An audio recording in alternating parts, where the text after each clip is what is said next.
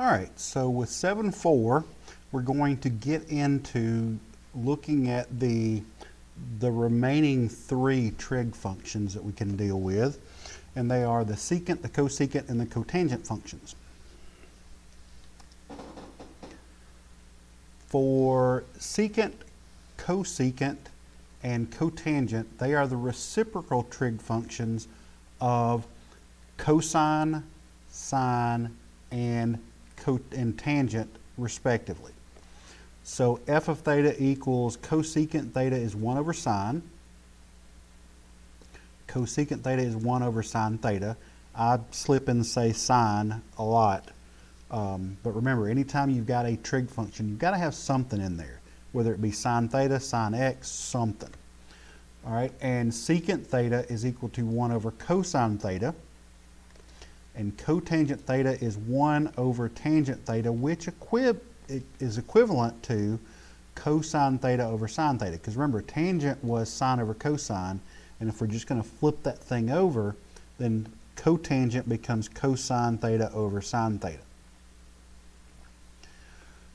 Now, if you're thinking ahead on this one, now you know that when you graph cotangent, we're going to have those vertical asymptotes when sine of theta is equal to 0. Not going to be in the same place as before because they were where cosine theta was equal to 0. So we'll get there in just a second.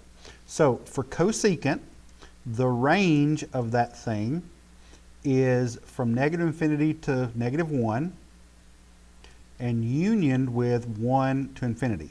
In other words, it has no values between negative 1 and positive 1, not inclusive. So it can have a value of negative 1 and positive 1, but it cannot have a value of negative 0.99999999999 forever.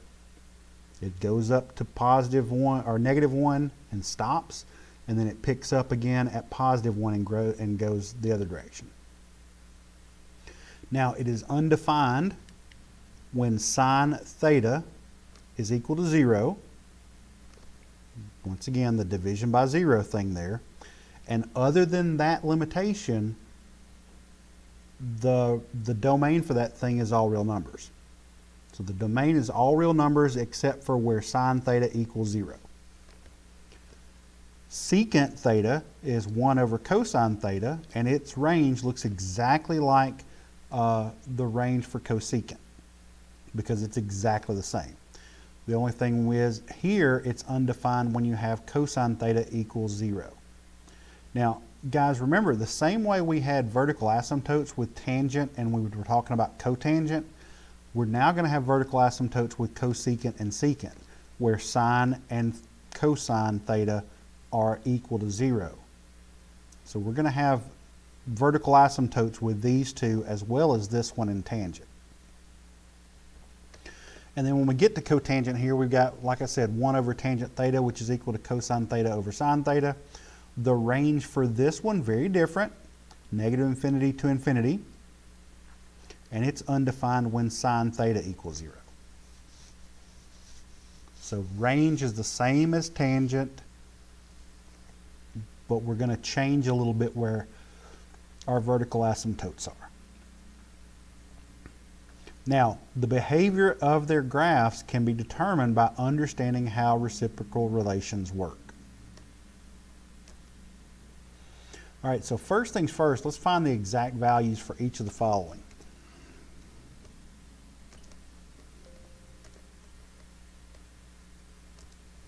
All right, so let's look at cotangent here first. Cotangent of 3 pi over 4, well, we know cotangent is nothing more than cosine 3 pi over 4 divided by sine of 3 pi over 4. And we can break it down into those parts because guess what? We're supposed to, at this point, know what the trig values for cosine of 3 pi over 4 and sine 3 pi over 4 are. We don't know what it is for cotangent.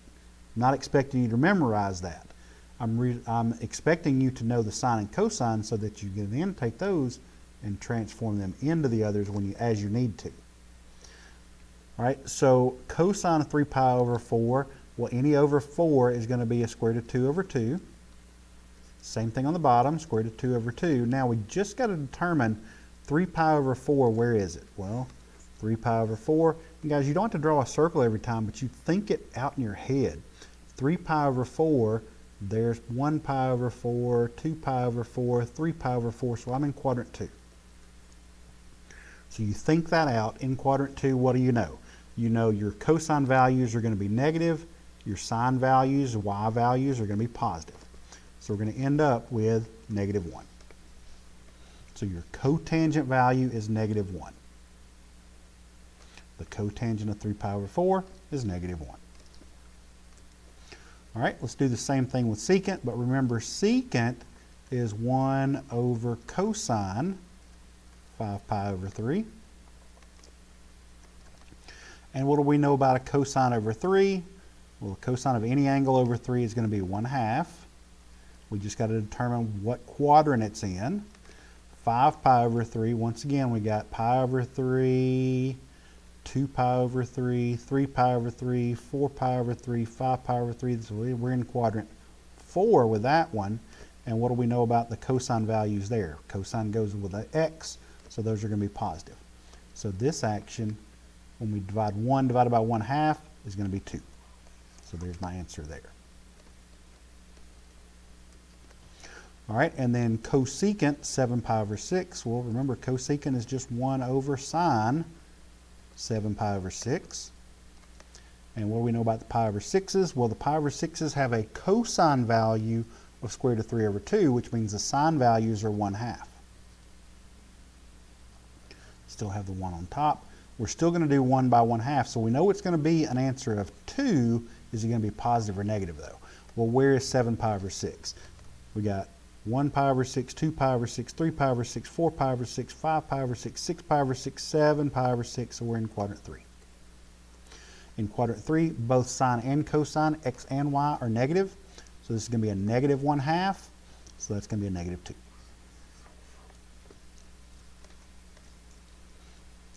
Easy breezy lemon squeezy.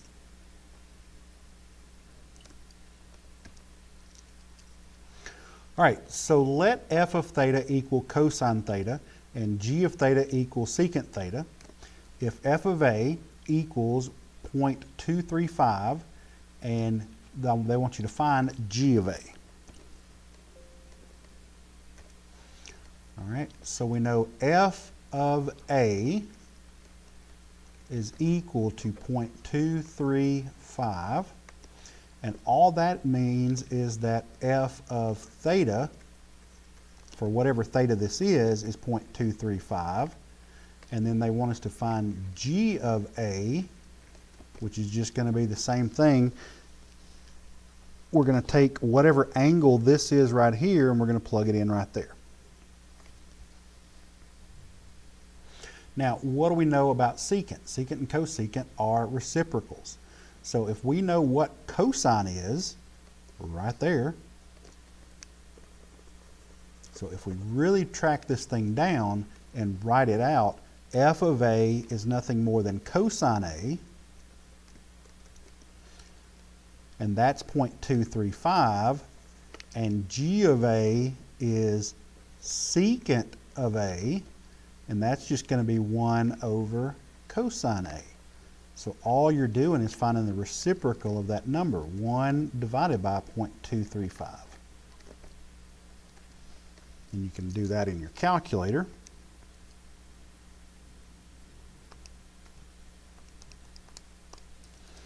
And that gets you 4.255.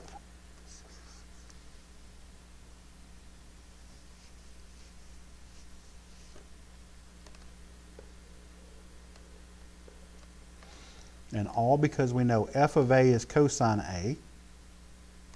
They told us here. If we've got something different in here, it just changes what we've got right there, guys. Don't make that more complicated than it is. If this was f of x, this would be cosine x. If this is f of crap, this is going to be cosine of crap. Don't make it more complicated than that. Whatever we're finding the function of, that's the variable that's going to be in the function, or should be. Same thing over here with a secant. Once we change that to a, we just change that to a.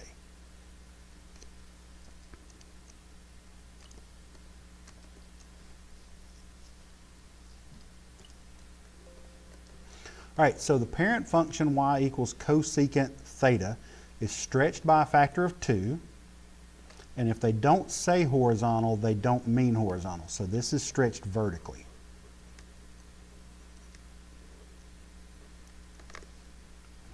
And shifted up 5 units.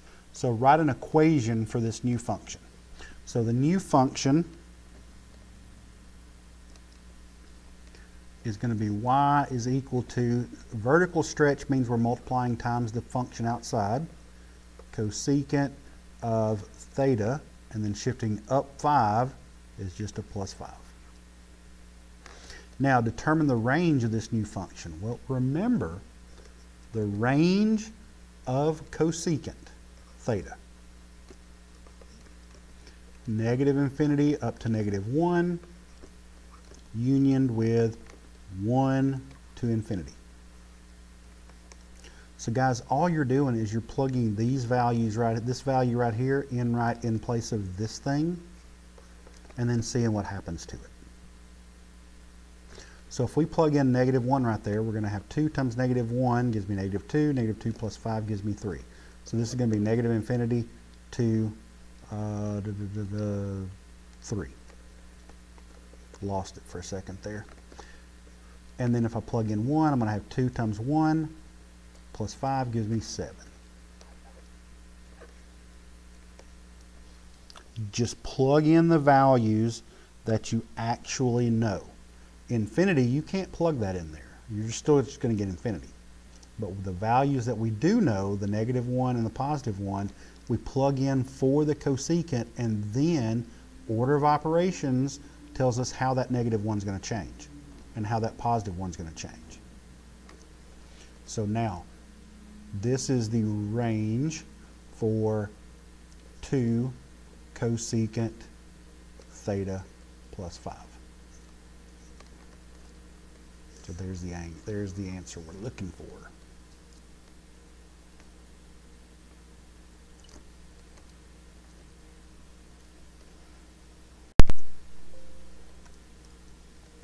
All right, which of the following is equivalent to y equals cotangent x? Okay, so for this, we're going to have to actually start looking at the function itself and what the graph looks like. Well, remember, y equals cotangent of x is equal to cosine of x over sine x.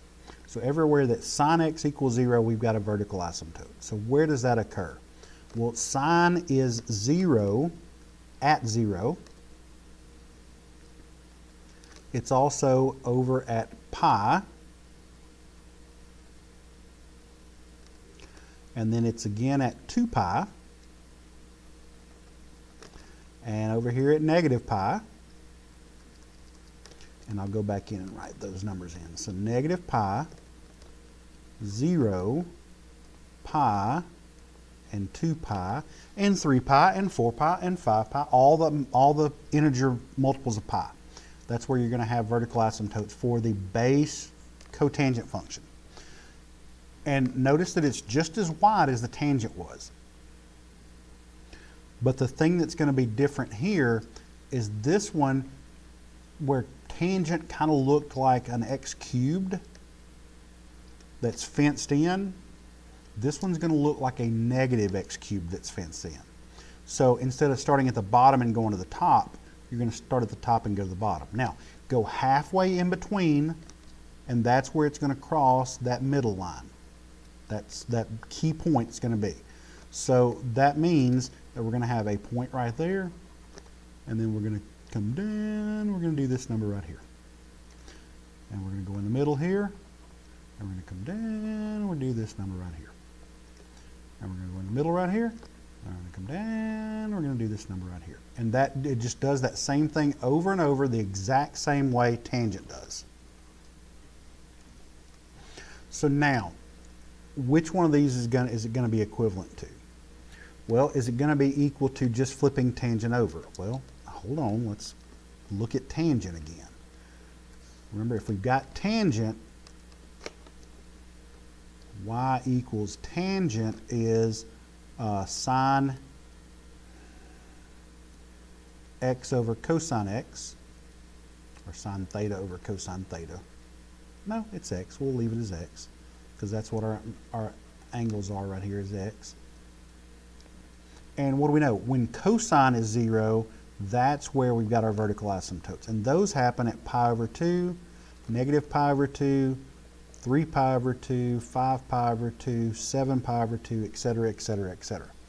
So pi over 2, negative pi over 2, 3 pi over 2, 5 pi over 2, etc. So that's where we got those vertical asymptotes there.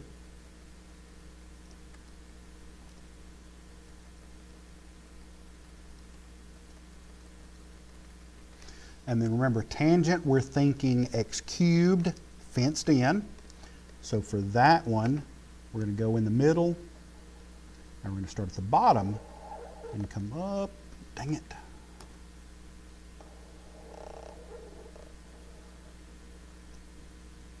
So it's x cubed, but it's coming from the bottom. Or it's like x cubed, and it's just fenced in with the asymptotes. So point in the middle, going up just like that. And it does that over and over and over and over and over again.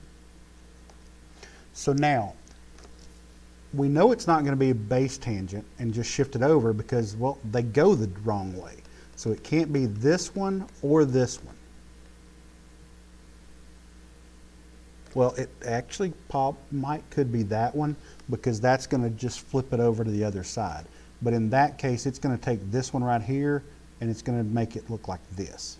So this piece goes over here, this piece goes over there, and it just looks like this. So that's not going to match up with this because it has to pass through 0. So that's why that one it can't be that one and it can't be that one. Now, can it just be negative tan x where it just flips the thing over? Well, if it just flips the thing over, if it flips this over, flips this part to the bottom and this part to the top, it's going to look like this, but it's still passing through 0, and we can't pass through 0 with cotangent, so it can't be that one. So that means it's got to be this one. Now look at everything that it does. It's going to flip the tangent over, like we did with the red line right here, and it's going to shift that thing over to the right, pi over 2. So it's going to move that point over to right there, which is what this point is right here, pi over 2. So it's going to be that one.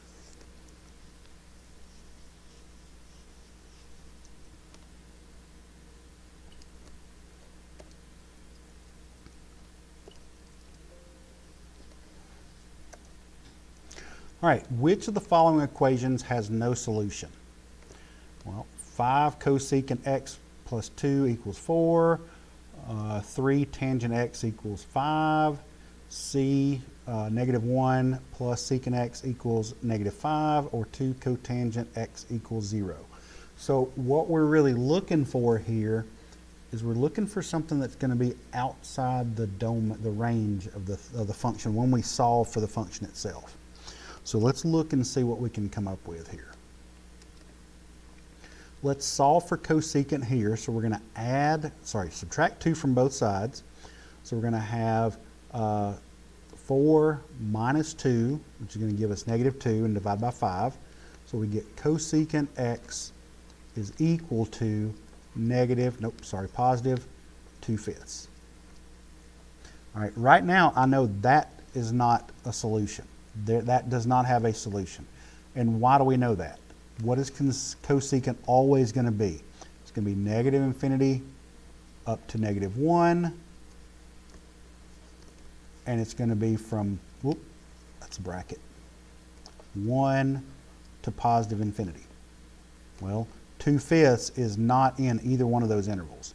So that one right there has no solution. So no solution there. Now, don't stop there. Go look at the other ones and make sure that they work. You may be thinking wrong on one of them. We may be thinking wrong on this, but let's go ahead and check. All right, so for B, we've got negative 3 tangent x equals 5, so we're going to divide both sides by negative 3. Can tangent x equal negative 5/3? Well, remember for tangent, the range is from negative infinity to positive infinity are all real numbers, so that one will be okay. All right, do the same thing with secant here. What do we got? Well, we're going to add 1 to both sides, so we've got secant x is equal to -4. Well, secant and cosecant are the same with their range, so -4 would fall into this part of the domain, or the range, sorry. So that one would be okay. That one could work out. Cotangent of x equals 0, so we divide both sides by 2. Cotangent of x equals 0. Same way with tangent. Remember, its domain is all real numbers. Cotangent's domain is all real numbers. Sorry, I keep saying domain. Its range is all real numbers. Remember, its domain is limited because of the vertical asymptotes. But cotangent of x, its range is unlimited, has all real numbers, so that one would work too. So this one's the one that cannot be solved, has no solution, and because the cosecant value when you solved for it would not fit into that range. That's why.